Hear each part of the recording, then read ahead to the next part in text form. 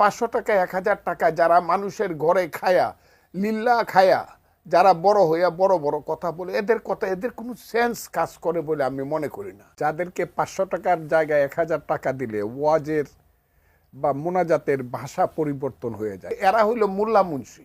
মোল্লাতন্ত্র কিন্তু ইসলাম নয়। কাজে এই বাংলাদেশে মোল্লাতন্ত্র হয়েছে আর ধর্মের নামে ব্যবসা শুরু হয়েছে। আমি তো মাকে বলবো এদেরকে পেটে ধারণ করো না মা।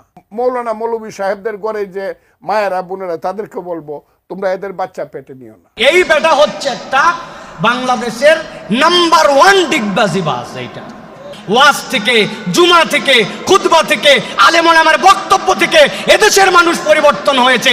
যারা এটা অস্বীকার করবে তারা বাংলাদেশকে অস্বীকার করে, ঠিক কিনা? এবং আমরা সতর্ক করতে চাই, আগামীর বাংলাদেশ যারা চালাবেন বলে আমরা মনে করতেছি, আপনাদের পার্টিতে কিন্তু এই ডিগবাজির লোকটা আছে। কারো পক্ষ থেকে যদি আলেম ওলামাদেরকে নিয়ে কটূক্তি করা হয় এবং সেখানে যদি চুপ করে বাকিরা শোনেন, তাহলে আপনাদেরকে মনে রাখতে হবে আমরা কারো কাছে মগজ বিক্রি করি নাই, কারো কাছে আমরা আমাদের ইমান বিক্রি করি নাই। ইমানের প্রসঙ্গে, আলেম ওলামার প্রসঙ্গে যদি কোনো কথা আসে তাহলে যৌক্তিকভাবে কোদালকে কোদাল বলে এর বিরোধিতা আলেম ওলামারা কিয়ামত পর্যন্ত অব্যাহত রাখবে ইনশাআল্লাহ।